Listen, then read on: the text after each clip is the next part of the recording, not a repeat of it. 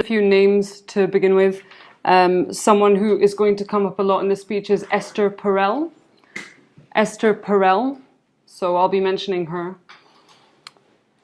I'll also be mentioning a podcast called Dear Sugar, as in sugar in your bowl. And the name of a book, Mating in Captivity. So deal with that as you will. And two other names I'll be mentioning are Cheryl Strayed, and Steve Almond.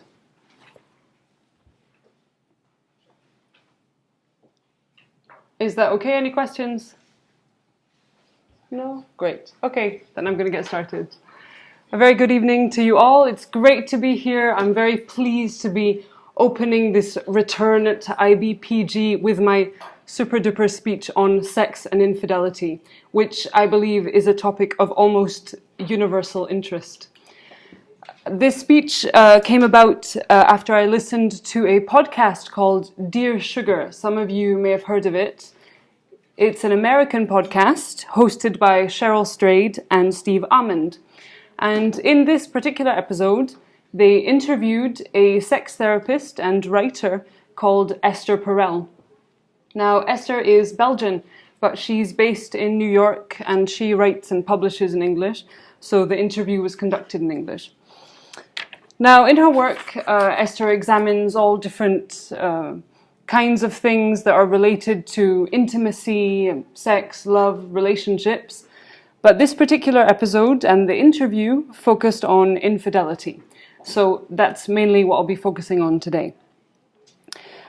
In the first part of the interview, Esther discusses the definition that she has of infidelity.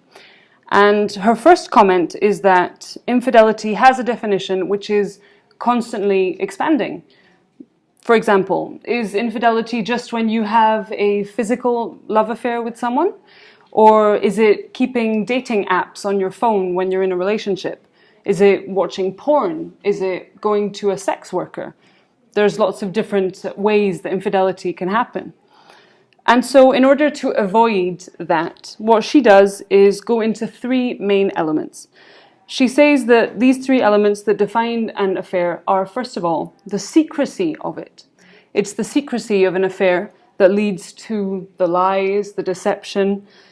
In short, it's the structure. It's trespassing the boundaries that you've set with your partner, whether those boundaries be explicit or implicit, which we'll look at later on. Secondly, she says that by its very nature, an affair involves emotions. There's an emotional involvement. This can be minimal or it can be a great love affair.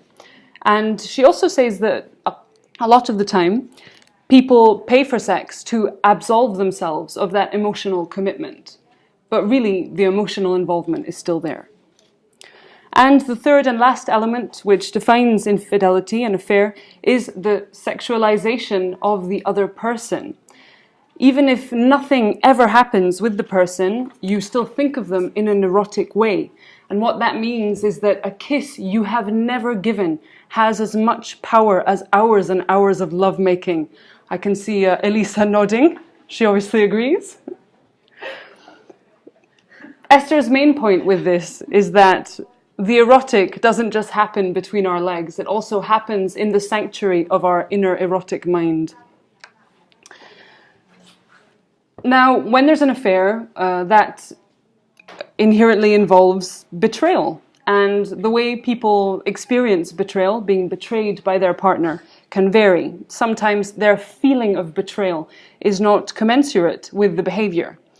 For example, one woman's reaction to her husband's porn use can be the same as a man reacting to his wife saying she's been cheating on him for years. Really, it doesn't have much to do with the partnership. Someone's reaction to being betrayed, to being cheated on, depends more on themselves. It's personal. So we spoke about how an affair can be physical or it can just be emotional. But behind all of this, we have the question, why do people commit infidelity in the first place? What drives them to do so? And Esther has an interesting response to this question. She says that transgression is the archetypal foundational story of the Bible. Ever since mankind came about, we've been breaking our own rules, breaking our own codes of morality, ethics, power structures, and the institution of marriage, because there's power and freedom in transgression. And that's why to look at infidelity from the point of view of just sex is a narrowing of the phenomenon.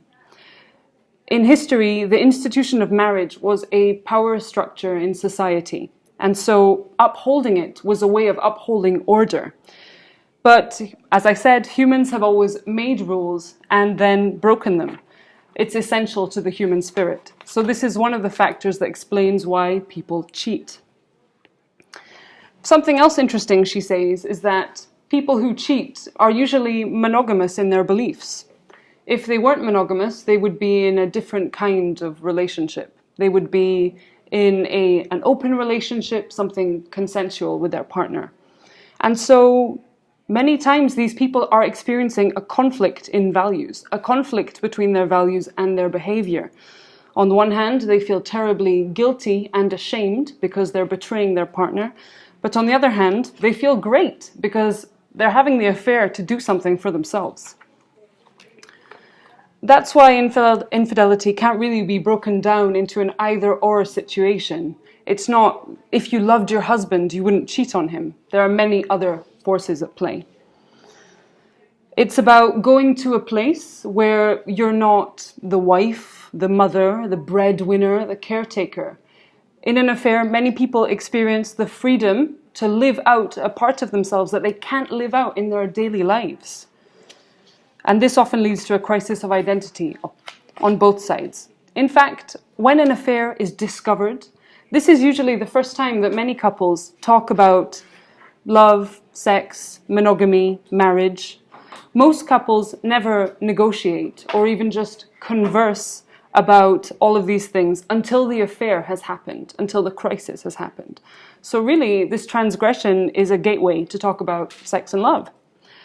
In fact, says Esther, most straight couples negotiate their relationships and infidelity with one simple sentence. I catch you, you're dead.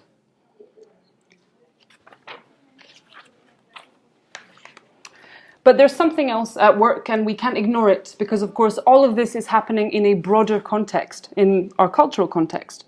The fact is that the way we see marriage has changed a great deal over the past 2 generations in the West. We aspire to a deeper intimacy, to companionship. In fact, we're living one of the greatest experiments of humankind, which is a passionate marriage. That's used to be seen as a contradiction in terms. Passion has always existed, but it existed outside of marriage. Marriage was about economic support, family stability. But now we also want our partner to be a best friend, a lover, an intellectual equal, which is a huge amount of pressure to put on one person, obviously. In fact, we turn now to one person to give us what a village used to provide us. We just rely on one person. And this affects our intimate lives with our partners, our sex lives, since sex just used to be a routine part of marriage, with a few exceptions. Now we want sex that's rooted in desire, connection, pleasure, intimacy. And very few couples can achieve this. It's a tall order. So then that leads to people feeling miserable about themselves and their partnerships, thinking they're failing because they can't tick all the boxes. It's in fact quite liberating and comforting to realize that what we're trying to do when it comes to coupledom and marriage is very difficult. Esther argues that what we really need to live a fulfilling life with our partner is to understand that we need a community to reflect our sense of self back to us, not just one person. We're sold the idea that we will have this romantic ideal, that our partner will mean everything to us, that by their side we'll never feel lonely, we'll never feel sad, we'll never feel abandoned. This is just not the case. It's impossible. And so a good way to deal with this in a partnership is to talk about what might help you keep that sense of self outside the marriage in an acceptable way. Just cultivating hobbies and other ways of living out your own erotic self, but also different facets of your personality. And so, in short, Esther comes down to the point at the very end of the interview, and what she says is, sometimes it comes to the point where you can divorce your partner, or you can divorce your belief system about what a marriage should be. And you have to pick between one and the other. And she says that people who divorce are often the true romantics. They believe in the romantic ideal. They just haven't found the right person yet. And this is, of course, also linked to infidelity and what we go looking for outside of our marriage. So whether you're married or not, or whether you have a partner or not, or whatever your situation may be, it's important to know, to understand that to have a strong sense of self, to have a good life, you can't just rely on one person or one thing. You need to cultivate a broad array of interests to ensure that you're always maybe not happy-go-lucky, but on an even keel and living a good life. Thank you.